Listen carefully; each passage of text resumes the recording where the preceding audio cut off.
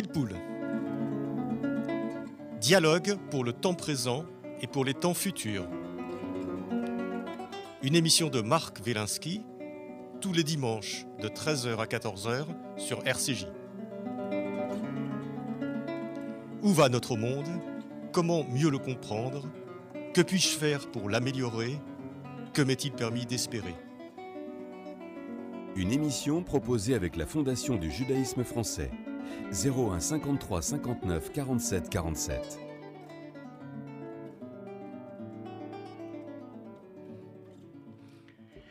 Aujourd'hui, vivre avec son passé avec Charles Pépin.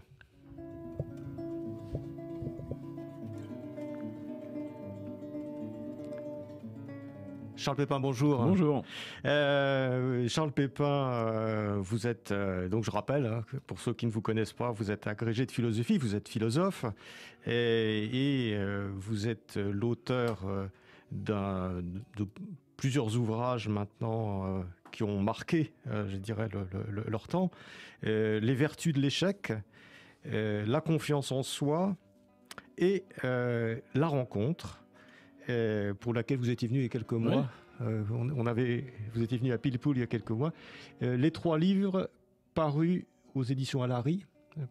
Et donc vous revenez avec un nouveau livre, Vivre avec son passé, une philosophie pour aller de l'avant, toujours aux éditions Alary.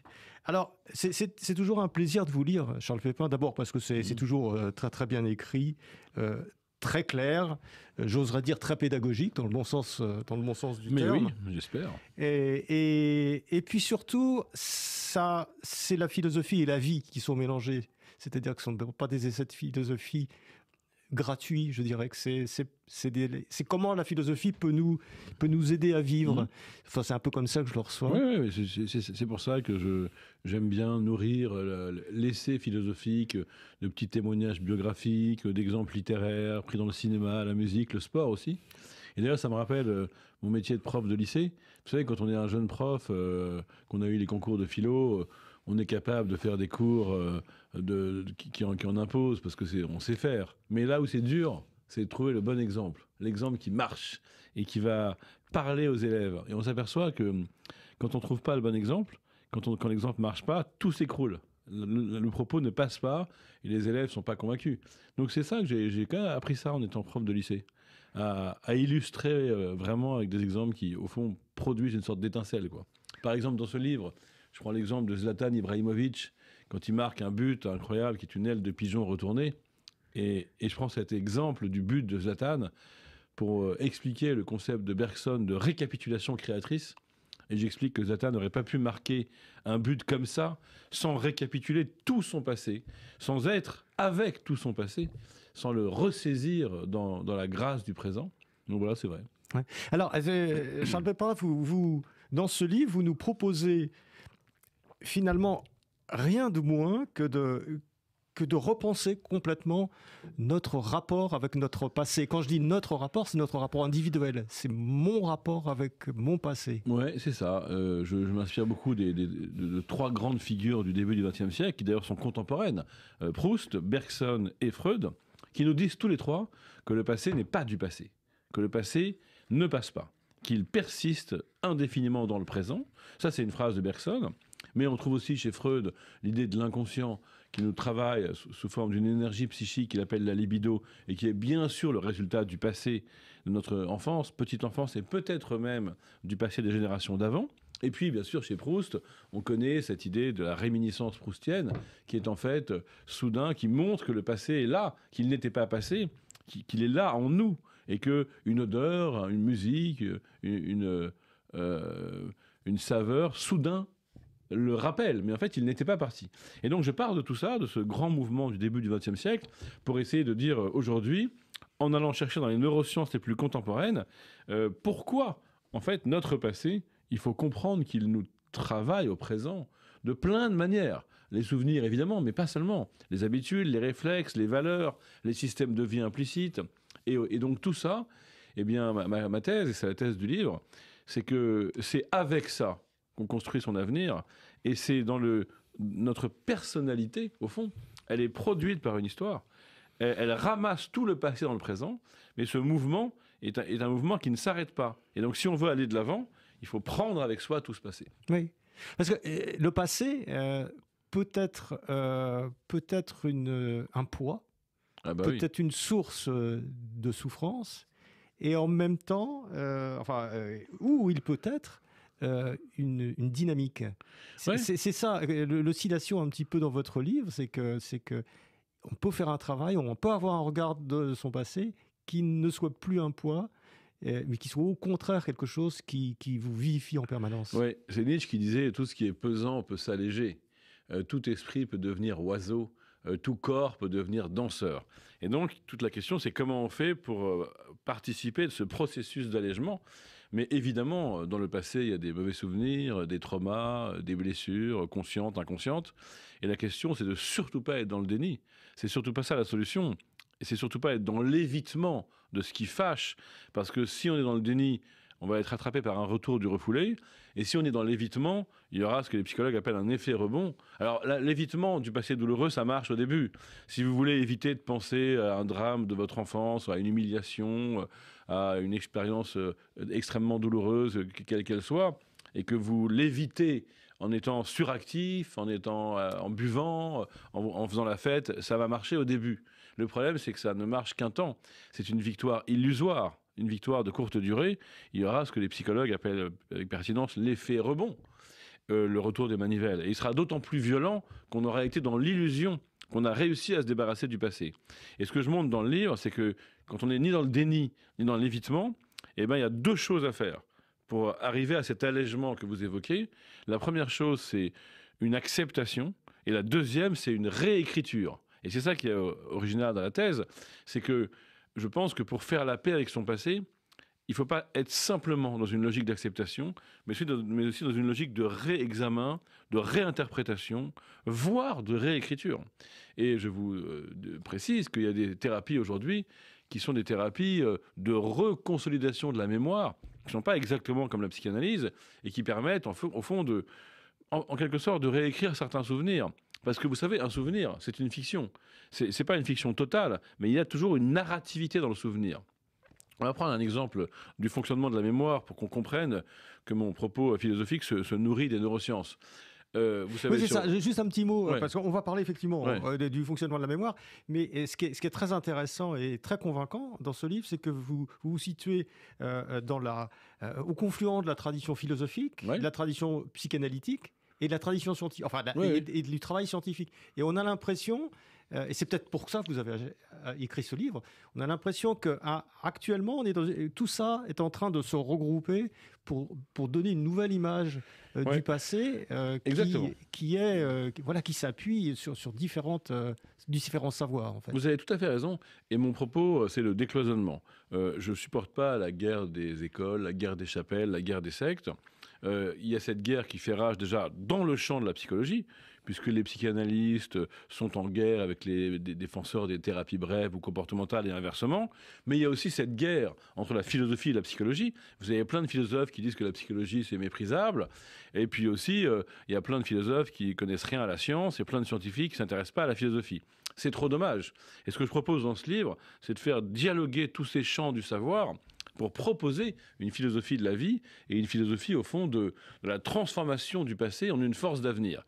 Et donc, c'est passionnant, parce qu'on s'aperçoit qu'il y a des choses que, par exemple, Bergson avait dites avec une intuition incroyable. Quand il avait dit « le passé persiste indéfiniment dans le présent », en fait, aujourd'hui, on comprend pourquoi, quand on voit comment fonctionne le cerveau.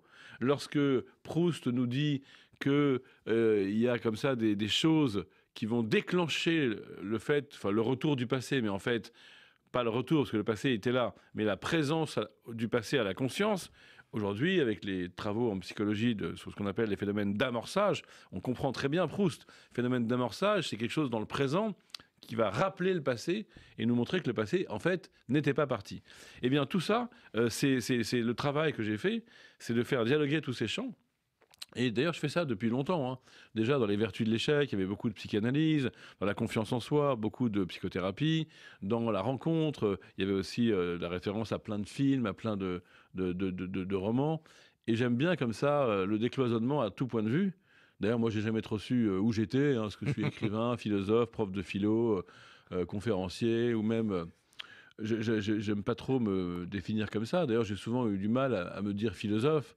Moi, au début, j'écrivais des romans, d'ailleurs. J'étais prof de philo. Je me voyais plutôt romancier. Et puis, finalement, le retour que le monde m'a renvoyé, c'était que j'étais philosophe, parce que ces livres de philosophie ont plus marché que mes romans. Et j'ai accepté, en bon hegelien que je suis, le retour objectif du monde. Et je me suis dit que j'allais continuer dans cette voie. Mais bon, j'ai aussi écrit un roman à la joie il y a 5 ans. Donc voilà, le décloisonnement, à mon avis, ça nous fait du bien. Et aujourd'hui, vous avez vu, on a beaucoup de crispations identitaires. Les gens se définissent comme ceci, comme cela. Ils s'opposent comme ceci, comme cela. Ils se crispent, ils s'accrochent comme ça à une identité. Et moi, je préfère les choses souples et fluides. Et d'ailleurs, c'est le secret, hein, pour bien vivre avec son passé. C'est de ne pas être accroché. C'est de ne pas être dans le ressassement. C'est de ne pas dire mon identité, elle est là. C'est de dire, voilà, j'ai eu cette histoire. Et qu'est-ce que je vais en faire ? D'ailleurs, ce livre, Vivre avec son passé, prolonge beaucoup le livre Les Vertus de l'échec. Puisque dans mon passé, il y a des échecs. Et la question, c'est de ne pas s'identifier à ces échecs, mais de dire, je vais en faire quoi ? Et de ne pas s'identifier à son histoire, et de dire, je vais en faire quoi ? Je vais continuer à l'écrire. Je vais écrire des nouvelles pages. Et pour ça, il ne faut pas arracher les premières pages. Il faut les avoir lues, il faut les relire, il faut les intégrer. Et il faut comprendre que on ne serait pas la personne qu'on est maintenant si on n'avait pas ce passé-là. Et qu'au fond, je préfère le mot de personnalité au mot d'identité, parce que la personnalité, elle est en mouvement. Et c'est exactement ce que dit Bergson, d'ailleurs, dans une très belle définition de la personnalité. Il dit que c'est un mouvement qui ramasse sans cesse le passé et le projette vers l'avant. Et bien ça peut nous permettre de trouver l'allègement, Marc, que vous évoquiez tout à l'heure. C'est que l'allègement, il est lié au mouvement. Il est lié au fait que je ne suis pas figé. Et d'ailleurs, dans la mémoire traumatique, le mouvement de la vie est figé. Quand j'ai vécu un trauma et que j'arrive plus à vivre avec, c'est que ce mouvement est entravé. Et la mémoire traumatique, elle est figée. Et il y a pas mal de méthodes pour remettre du mouvement dans ce qui est figé, pour remettre de la vie dans ce qui est mortifié. Et c'est ce mouvement que je travaille dans mon livre. Voilà pourquoi le sous-titre, c'est une philosophie pour aller de l'avant. Oui.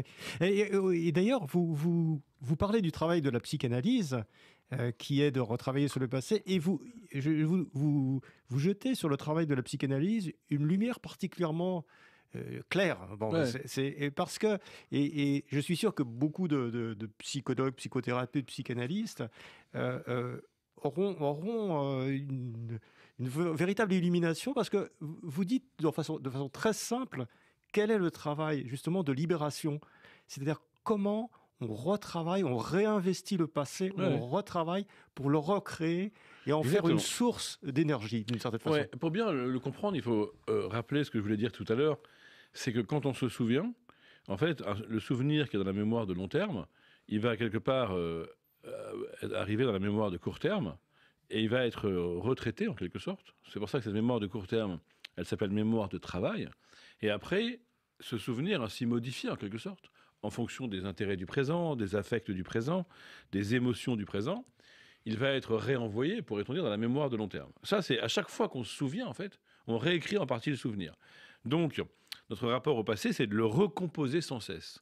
Et du coup, c'est ce qui se passe souvent dans une psychanalyse, au sens classique, une psychanalyse freudienne ou lacanienne. On est sur le divan, et soudain on dit « Mais non ! En fait, ce que j'ai vécu, ça ne veut pas dire ça. Ça veut dire autre chose. » Et donc, on relit son passé sans cesse. Eh bien, il se trouve qu'il y a des nouvelles formes ou des nouvelles méthodes qui sont tout à fait compatibles, d'ailleurs, avec la psychanalyse freudienne ou lacanienne, qui sont plus précises. Où on dit, voilà, on va retraiter un souvenir, et notamment, on va pouvoir revenir sur le souvenir en comprenant qu'on a inféré de cet épisode vécu dans le passé une règle de vie implicite qui se situe dans ce qu'on appelle la mémoire sémantique implicite, et que ce qui nous empêche de vivre, c'est pas le mauvais souvenir, c'est la règle de vie implicite. Par exemple, ce qui m'empêche de vivre si j'ai été harcelé au lycée, c'est pas que j'ai des mauvais souvenirs où pendant 3 mois on s'est foutu de ma gueule ou j'étais tout rouge.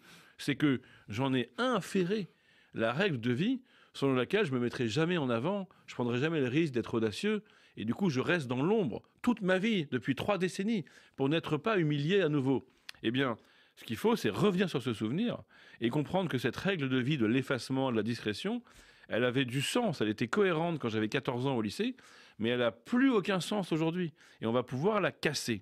Et parce que ce qu'on a découvert, c'est que ces règles de vie, dans la mémoire sémantique implicite, elles sont assez possiblement déconstruites. Alors qu'on ne peut pas effacer le souvenir, mais on peut retravailler la règle de vie associée à ce souvenir. On garde les souvenirs, on n'oublie rien. Non. Voilà. On garde les souvenirs, mais par contre, on va retourner dans le passé, réinvestir comme si on revisitait un pays qu'on n'a pas vu depuis 30 ans. C'est exactement ça. Et on va dire, ah bah il y avait ça, et c'est pour ça que j'ai réagi avec ça. Donc, voilà. Et à ce moment-là, on va prendre un exemple concret, si vous voulez. Imaginez une femme qui a vécu ses 2 premières histoires d'amour, jeune, avec les 2 fois, elle a fini trompée, trahie et abandonnée. C'est désagréable. Mais c'était juste 2 fois quand elle avait 17 ans et 19 ans. Eh bien, statistiquement, ce serait plus logique de se dire c'est bon, là, j'ai pas eu de chance 2 fois, maintenant je vais avoir plus de chance, j'ai un peu coché les mauvaises cases. Mais en fait, non.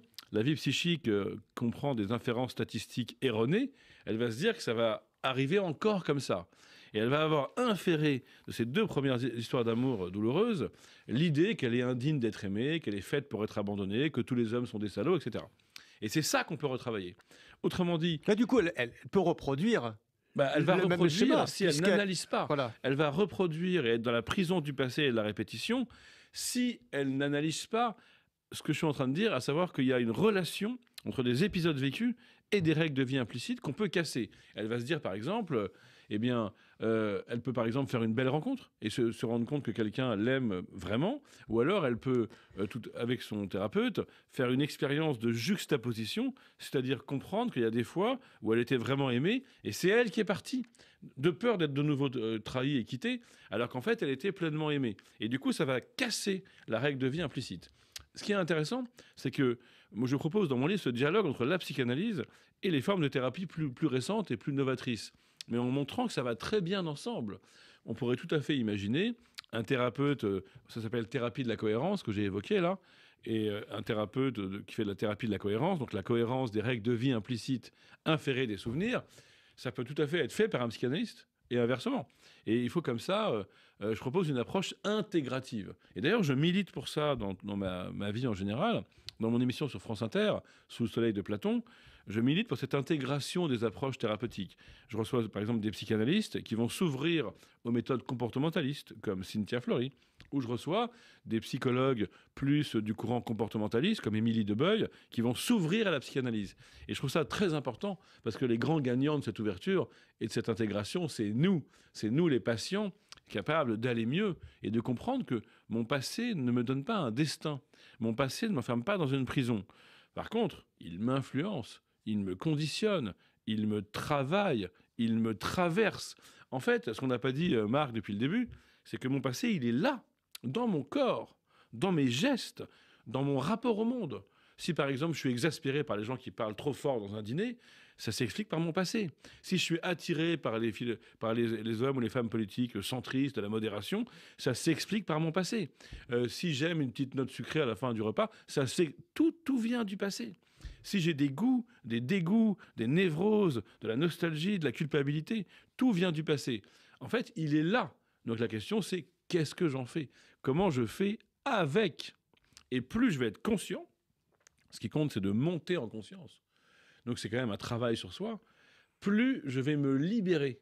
Et l'illusion de la modernité, c'est de dire, pour aller de l'avant, il ne faut pas s'intéresser au passé, il faut tourner la page. Comme le dit Marx, il faut faire table rase du passé pour aller de l'avant en étant allégé de ce poids. Eh bien non, je crois que c'est contre-productif.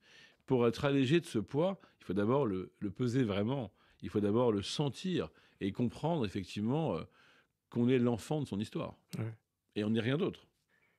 Alors, justement, dans son travail de conscience de soi, d'une certaine façon, de conscience de son passé,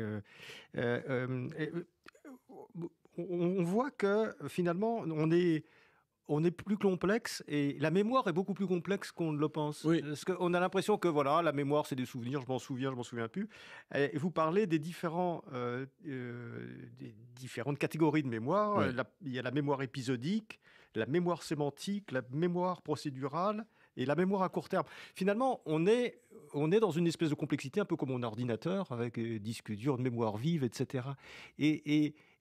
On a l'impression que notre vie, qui est effectivement un dialogue permanent avec notre passé, c'est pas un dialogue avec notre passé de façon indifférenciée, c'est avec des instances différentes du passé en permanence. Exactement. Et on a plusieurs mémoires, c'est-à-dire plusieurs façons de se souvenir, c'est-à-dire plusieurs manières de vivre avec son passé. Il y a ce qu'on appelle la mémoire épisodique. Ça, c'est la mémoire des épisodes vécus. Il y a la mémoire sémantique que j'ai évoquée, c'est les notions, les idées et aussi les règles de vie implicites. Et il y a la mémoire procédurale, c'est les gestes, les réflexes, on s'en souvient même plus.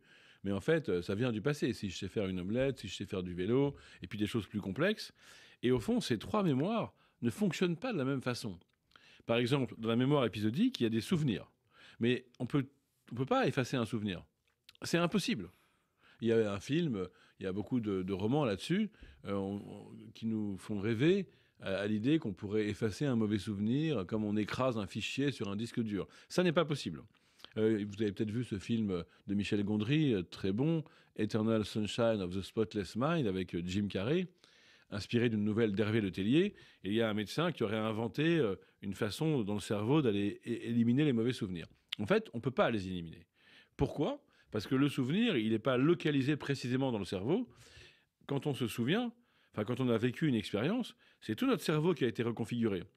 En fait, il faut comprendre qu'un souvenir, c'est une manière dont la vie nous a impacté. Et elle ne nous a pas impacté à un micro-endroit du cerveau. Elle a impacté l'ensemble des connexions neuronales du cerveau. Et je vous rappelle que notre cerveau est défini par sa plasticité. Il y a 86 milliards de neurones avec des connexions synaptiques au milieu. Et que tout ça, ça bouge sans cesse, ça se reconfigure, ça se remodèle. Donc au fond, même si on a oublié quelque chose, l'impact que ça a eu sur notre cerveau, il est là. On a été transformé par ce qu'on a vécu. Ça, c'est la mémoire épisodique. On ne peut pas effacer un mauvais souvenir. Mais, comme je disais tout à l'heure, on peut effacer des règles de vie implicites héritées de ces mauvais souvenirs pour aller mieux et se libérer de schémas de pensée, de problèmes d'estime de soi, de problèmes d'image de l'amour ou d'autres. Et ça, c'est une découverte importante. Pour le dire un peu en termes techniques, c'est que autant les épisodes vécus dans ma mémoire épisodique, je ne peux pas les effacer, autant les schémas de vie implicites, les idées qui m'empêchent de vivre, les notions qui parasitent ma joie, dans la mémoire sémantique, je peux, en gros, les effacer. Et ça, c'est ce que les psychanalystes savaient déjà, ce que beaucoup d'écrivains savaient déjà. Hein. J'ai discuté de ça avec Camille Laurence, la très grande romancière, qui raconte la même chose. Et moi, c'est ce que je fais. Quand je réécris des scènes traumatiques, notamment des scènes de viol, en fait, il y a des moments où je les réécris, mais je les vis différemment. C'est-à-dire que j'ai peut-être été violé, j'ai peut-être vécu ce drame, mais par contre, je vais arrêter de penser que je suis coupable, que c'est de ma faute, que quelque part, ça va arriver, que je vais tout le temps être humilié. Je vais arrêter de penser comme ça. Donc, je vais vivre différemment avec le même passé. Et c'est ça la liberté. Oui, c'est la liberté, mais c'est aussi la difficulté. Parce que oser revivre son passé, c'est quand même pas facile. Alors, les bons souvenirs, vous en parlez aussi. Hein. Vous dites que le passé, on se construit avec des traumas, mais on se construit aussi avec des bons souvenirs c'est vrai que si qu'il faut savoir revisiter. C'est sûr que pour l'instant, on a l'impression que je parle que des mauvais souvenirs. En fait, pas du tout. La moitié du livre, c'est sur ce qui s'est bien passé. Sur le bonheur passé, les joies passées. Ça s'est bien passé. Voilà, exactement. Et c'est sûr comment on fait pour se réchauffer au présent, à la flamme des bonheurs passés, et pour revivre le bonheur passé sans être nostalgique. Et vous savez, il y a une phrase de Lord Byron que je critique beaucoup dans mon livre, qui est le souvenir du bonheur n'est plus du bonheur. Le souvenir de la douleur est de la douleur encore. Et je casse les deux idées. Vous n'êtes pas d'accord avec ça? Pas du tout d'accord. Comme je le disais avant, on peut travailler le souvenir de la douleur pour qu'il soit moins toxique et moins douloureux.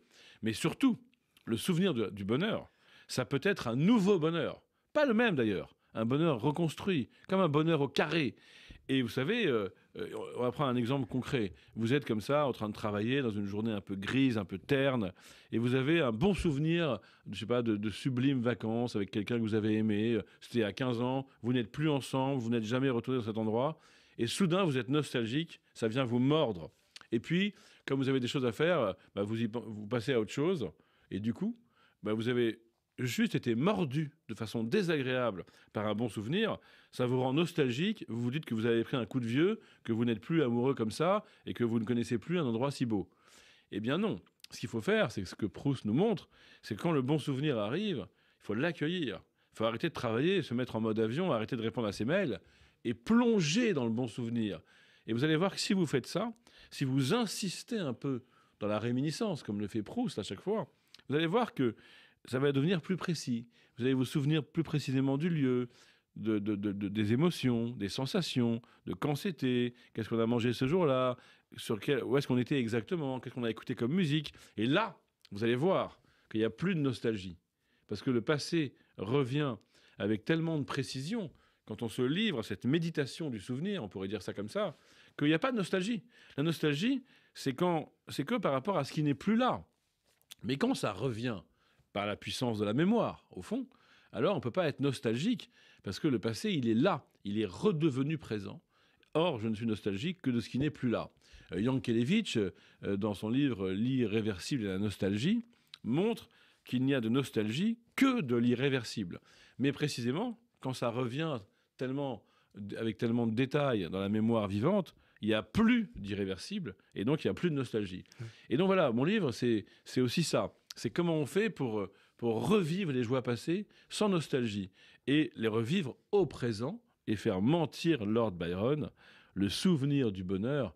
Non seulement c'est du bonheur, mais c'est même un autre bonheur. On aurait tort de s'en priver.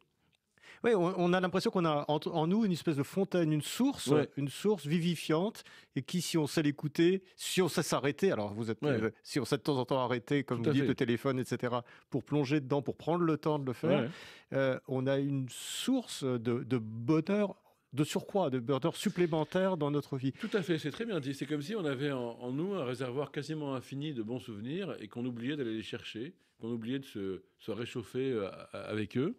Et c'est très dommage, hein, parce que c'est comme si on était doublement perdant. D'abord, le bonheur n'est plus, et en plus, on n'arrive même pas à aller le chercher. C'est dommage. Mais ça va encore beaucoup plus loin ce que vous dites, parce que vous parlez de la vieillesse. Et vous ouvrez une vision de la vieillesse qui est totalement différente, puisque la vieillesse, ça peut être de ressasser des vieux souvenirs en se disant, voilà, je suis plus capable de faire de l'escalade, je suis plus capable d'aimer, je suis plus capable de faire l'amour, j'en sais rien. Mais là, ça peut être aussi de se plonger dans ces souvenirs pour d'une certaine façon, épaissir cette vie.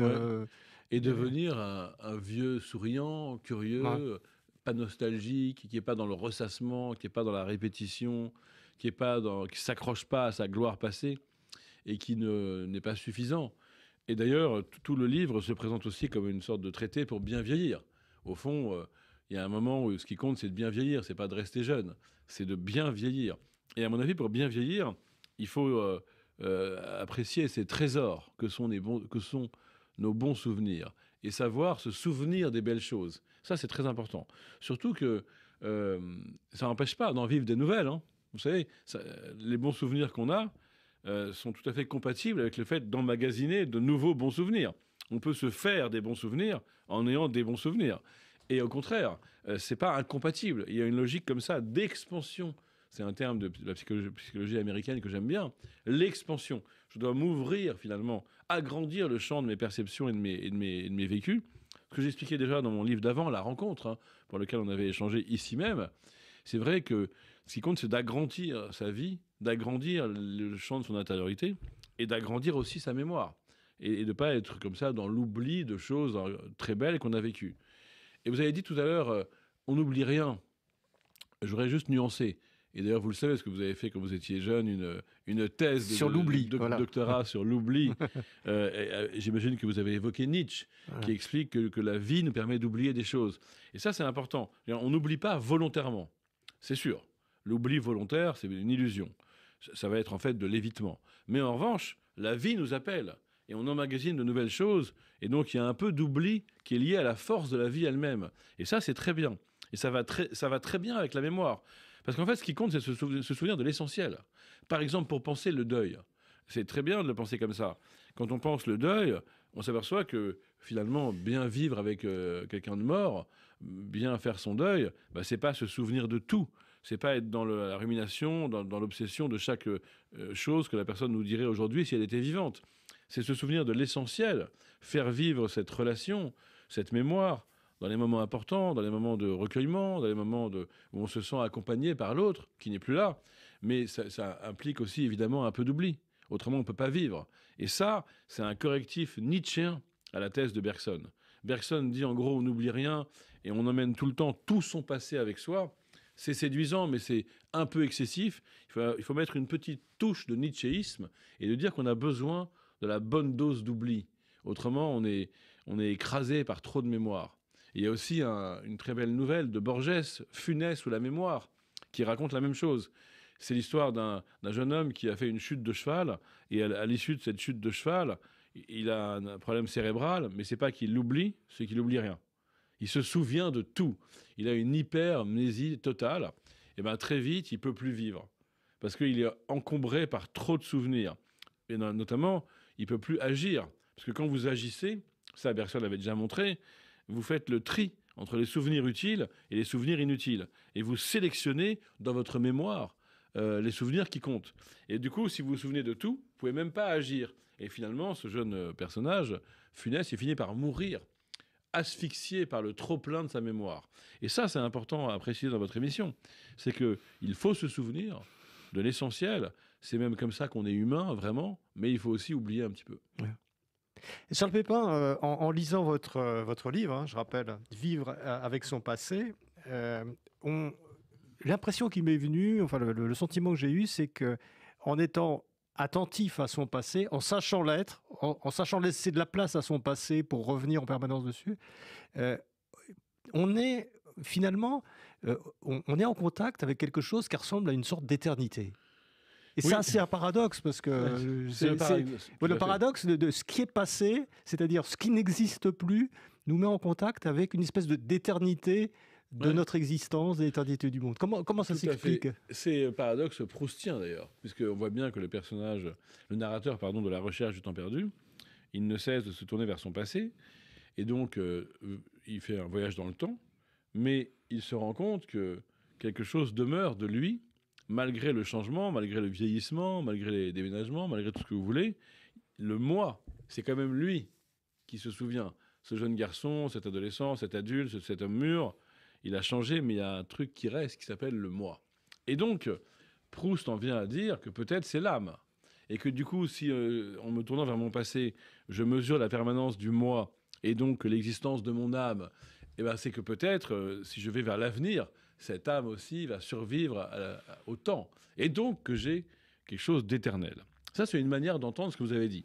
On peut aussi l'entendre autrement, en disant que rien ne pourra jamais faire que ce qui a été ne soit plus. Ce qui a été est pour l'éternité. Et ça, c'est beau aussi pour vivre le deuil. Peut-être que tu n'es plus là, mais ce que nous avons vécu, c'est là pour l'éternité. La valeur de notre lien, elle est là pour l'éternité. Donc il y a quelque chose d'extrêmement paradoxal dans le fait que parfois il faut plonger dans le temps et dans le passé pour toucher ce qui peut-être échappe au temps et qui est peut-être notre valeur éternelle ou la valeur éternelle de ce que nous avons vécu ou effectivement l'immortalité de notre âme si on y croit. Ouais. C'est vrai. Oui, et puis vous savez donner des exemples philosophiques et aussi des exemples personnels sur tous ces aspects-là. C'est-à-dire le fait de se dire, en replongeant dans son passé, En fait, ça ressemble à une espèce de réécriture permanente de son passé. Alors, attention, oui. Réécriture, mais attention, il y a quand même un travail d'enquête à faire sur le passé pour identifier des choses qui ont eu lieu.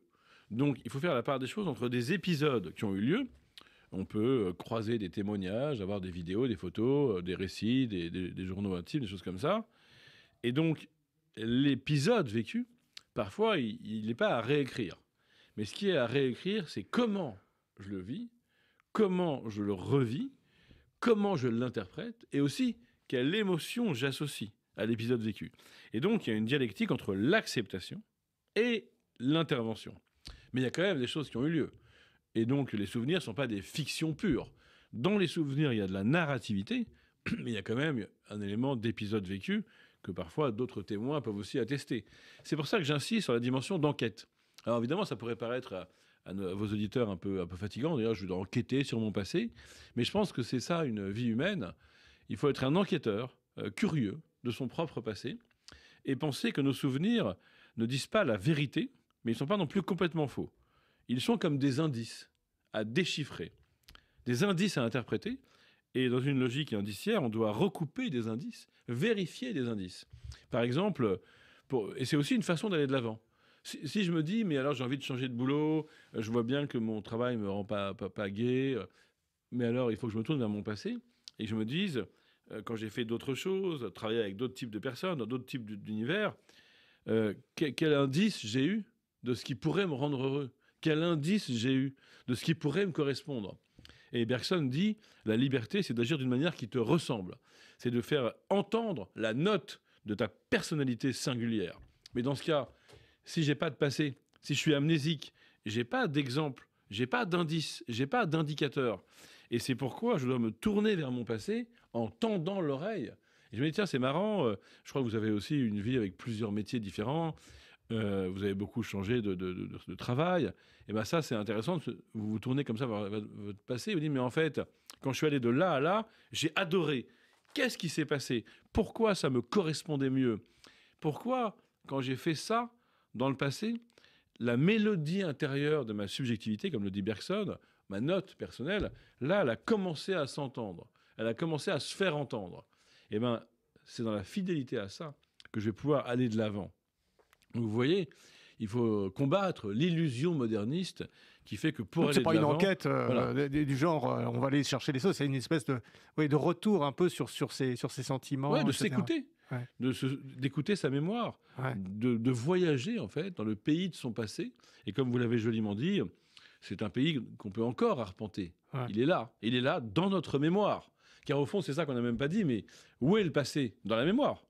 Et le lieu où on peut aller l'étudier, c'est la mémoire. Et ça tombe bien parce qu'on a plusieurs mémoires et on a beaucoup plus de mémoire qu'on ne le pense.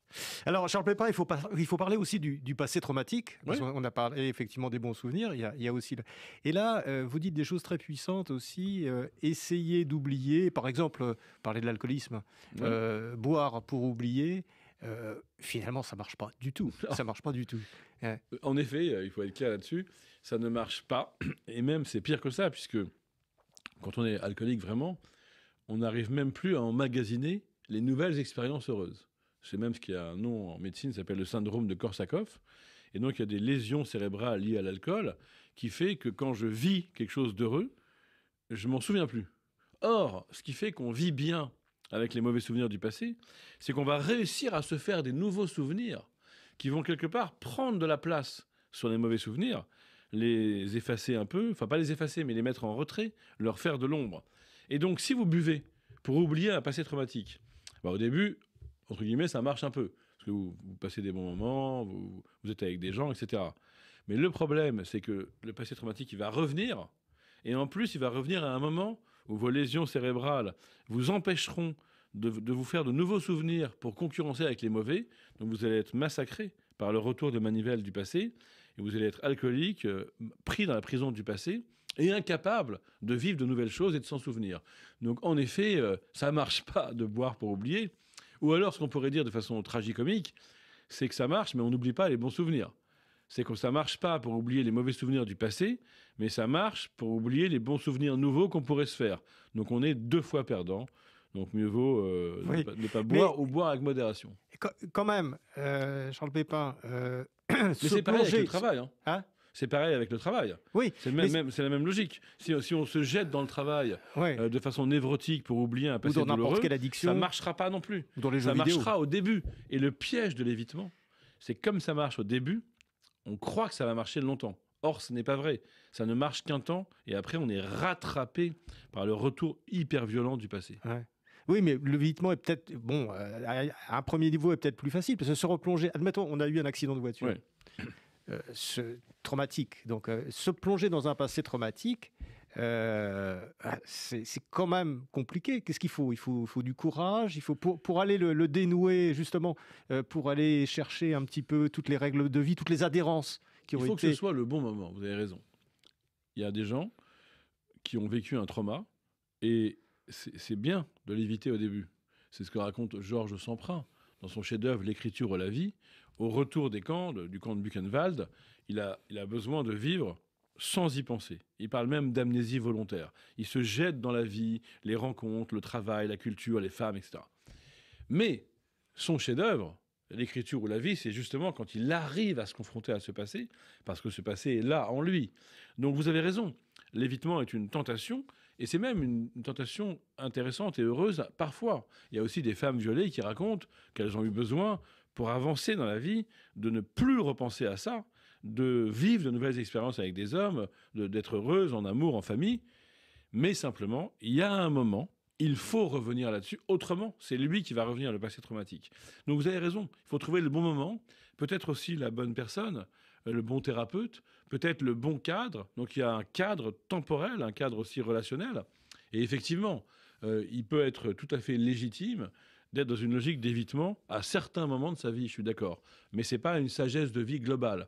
Ça n'aura qu'un temps, et ce serait très dangereux de penser qu'on va pouvoir s'en sortir toute sa vie. Alors après, si on dialogue vraiment, on pourrait dire, mais est-ce qu'il n'y a pas des contre-exemples?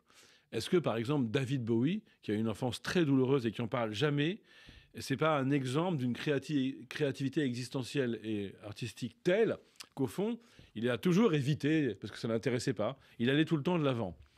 Alors peut-être qu'il y a quelques contre-exemples, mais d'abord, on n'est pas tous David Bowie, on n'a pas tous cette créativité-là. Et puis, même David Bowie, à un moment, il a fait des saluts nazis, il a failli mourir d'addiction à la cocaïne, donc ça laisse entendre quand même que même lui, il y a peut-être un moment où le passé a fait retour de façon un peu traumatique. Donc écoutons David Bowie, mais ne pensons pas que c'est un guide de vie parfait non plus. Et vous avez aussi... il y a quelque chose auquel vous êtes très sensible, et vous nous rendez sensibles, c'est le temps, la temporalité et l'espèce de matérialité du temps. C'est-à-dire qu'il faut un certain temps pour accepter de faire les choses. L'exemple de Georges Champrin est intéressant parce que il sort des camps de concentration, c'est arrivé à plein de gens, et il essaie d'oublier, de vivre, etc., de rencontrer plein de femmes, d'avoir une vie comme ça, d'une certaine façon de vivre dans une sorte de bulle. Et les choses reviennent, il refait le travail après, mais peut-être 10 ans plus tard, je ne sais plus. Ouais, même plus. Et peut-être qu'il a fallu ce temps. C'est vrai. Peut-être qu'il a fallu ce temps. Vrai. Et ça revient à certains moments, c'est-à-dire le temps, finalement, on ne joue pas avec le temps, il faut savoir jouer. Enfin, on joue avec le temps, il faut savoir s'appuyer dessus, mais on ne le contrôle pas. Il y a des choses qui nécessitent du temps. Oui, on habite, au fond, le temps. Et on habite le temps, c'est ça. Et c'est ça qu'il faut comprendre. Donc, il ne faut pas être dans l'obsession de faire violence au temps. On ne peut peut-être pas aller plus vite qu'on ne le pourrait. Et comme il est écrit dans la Bible, il y a un temps pour tout. Donc il y a peut-être un temps pour éviter et un temps pour revenir sur le passé. Et ça, c'est important.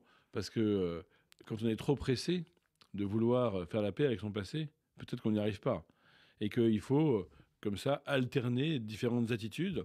Il peut y avoir une attitude d'expansion, je vais vers le monde, je vais vers l'autre, je vais vers l'avenir.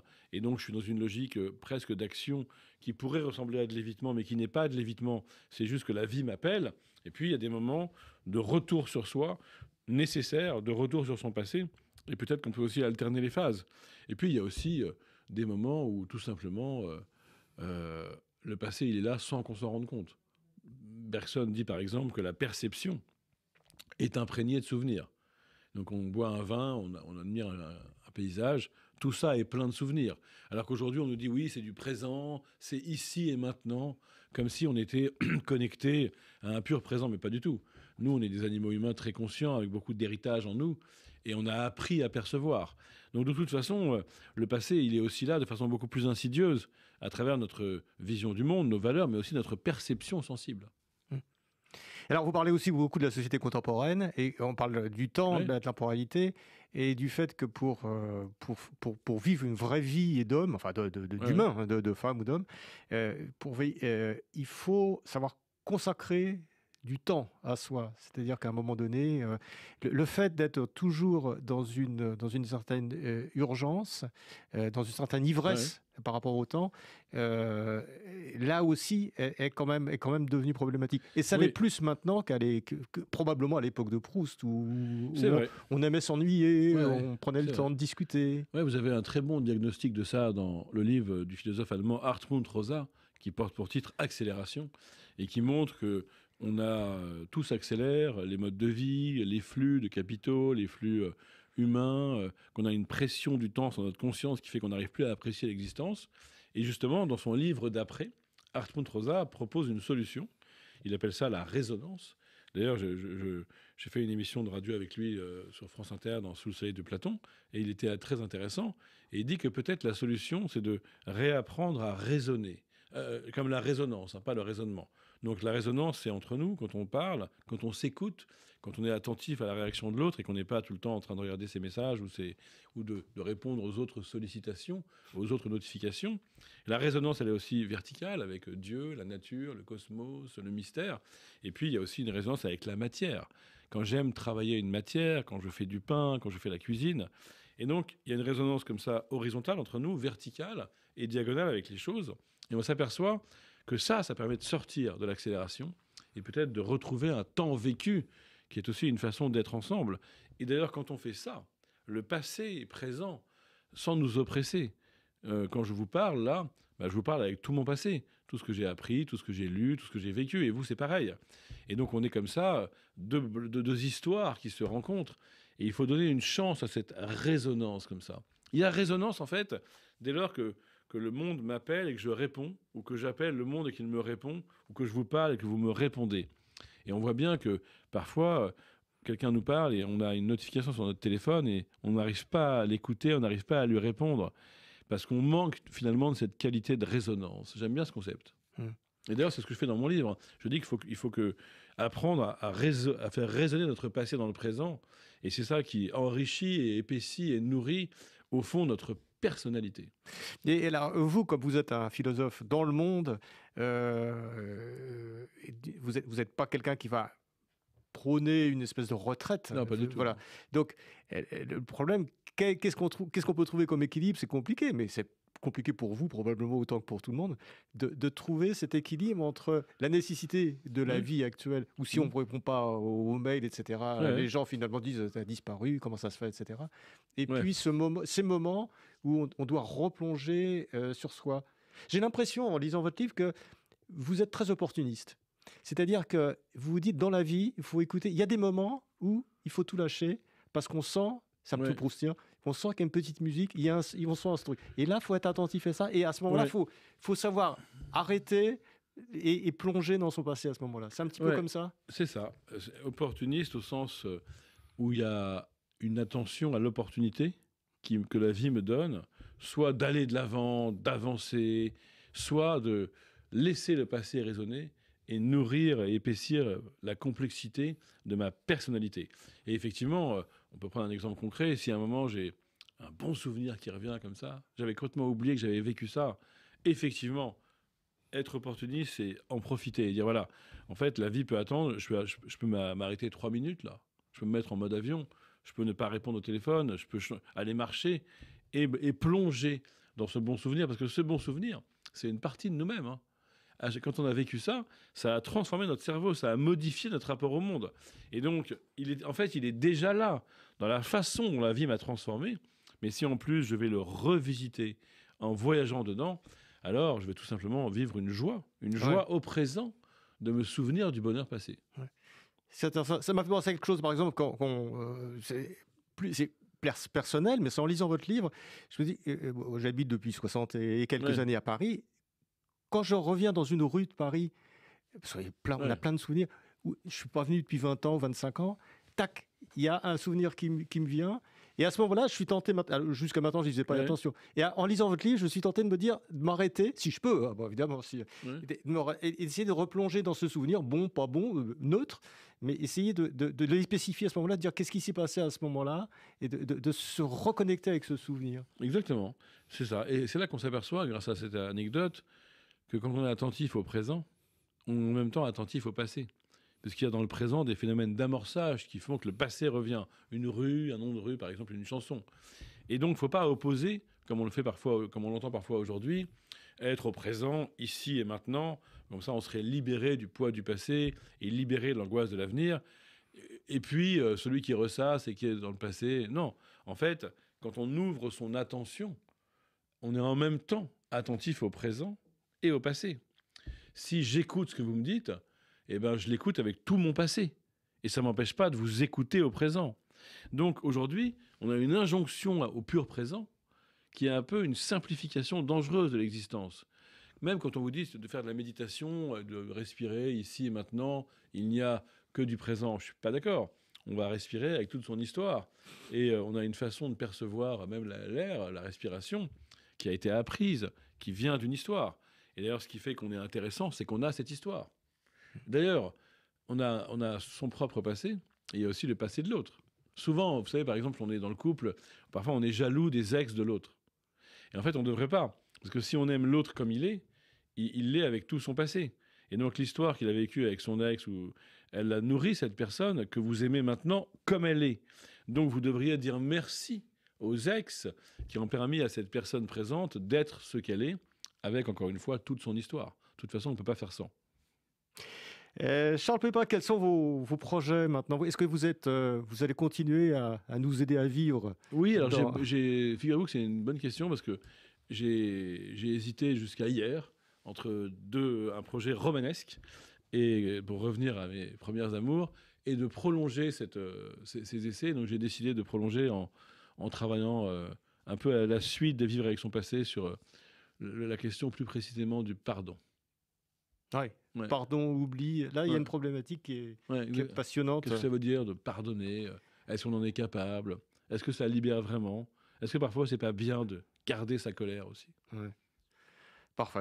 Charles Pépin, merci d'être venu. Merci pour votre invitation, Pile Poule. Je rappelle le titre de votre livre, paru déjà il y a quelques semaines, Vivre avec son passé, une philosophie pour aller de l'avant, aux éditions Alary. Merci Charles Pépin. Merci monsieur. Merci. C'était Pile Poule, une émission de Marc Wielinski que vous pouvez retrouver en podcast sur le site de Radio RCJ et sur les différentes plateformes, ainsi que sur YouTube. À dimanche prochain, 13h. Une émission proposée avec la Fondation du judaïsme français, 01 53 59 47 47.